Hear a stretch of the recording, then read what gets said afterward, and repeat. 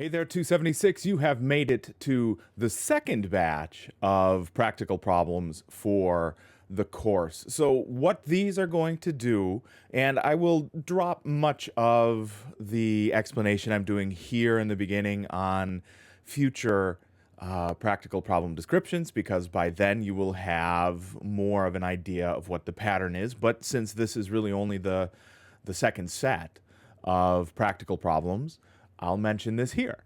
Remember that all of these practicals build upon what we've already done in the previous chapters.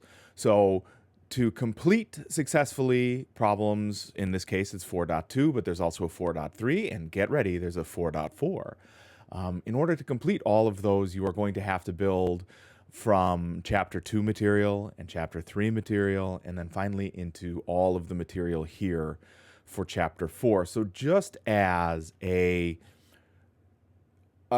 just a hint, honestly, this is just what I would do if I was you, is before you get a start on these problems, go back and make sure for the commentary on the end of chapter challenges that there wasn't anything that you missed, that there wasn't any like structural problems that you were baking into your applications, because those structural problems are going to be magnified here. And if we can get rid of them, if we can smooth them over, and if we can turn those practical structural problems into things that are going to aid you in successfully completing this, I really do believe that that is a worthwhile investment in your time. So that's just a suggestion. It is up to you. So the first of the two practical problems, and I would honestly start with this one, the 4.2 practical switch it up.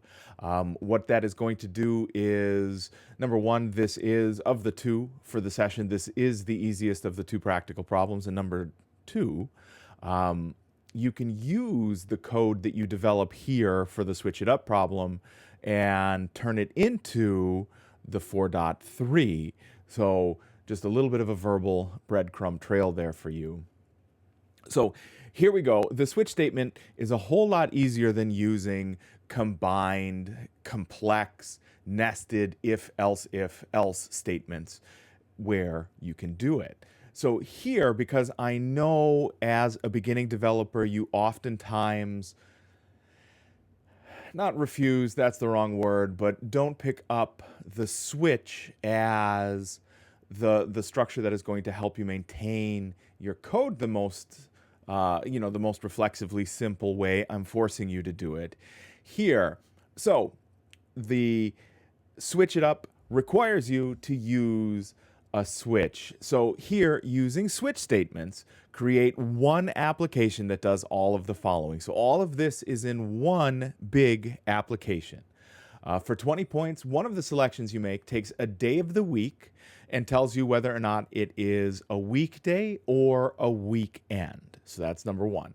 Another 20 points is dedicated to a selection where you enter a number 1 through 7, and it tells you the day of the week that that number corresponds to. So that's number 2.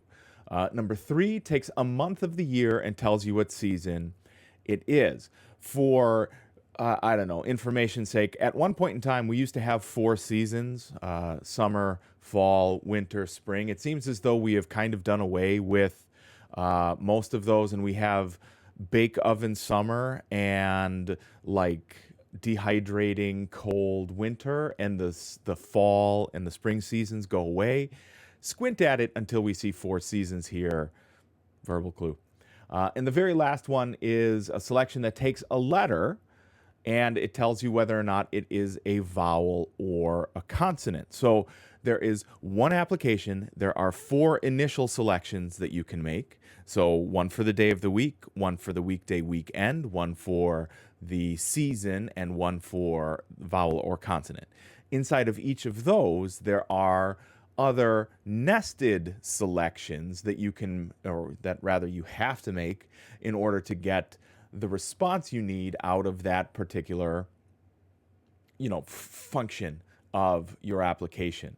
So there is a final 20 points here that is dedicated to the user experience. Ensure that the individual selections follow good design by communicating rather, I've skipped a coffee today, by communicating clearly their function and communicating with their output that the function has been successfully completed. So remember, every user interaction starts with a specific response, then it proceeds to user enters response, and it is not complete until the user sees proof that that response has generated an outcome. So those three components always help you manage the user experience. So 100 points in total, if I'm doing the math correctly. There are 4 components to one application. So if you are generating 4 applications that each have 1 component, you have it exactly backwards. It is 1 application with 4 components. So there it is, 276, practical problem number 4.2, switch it up.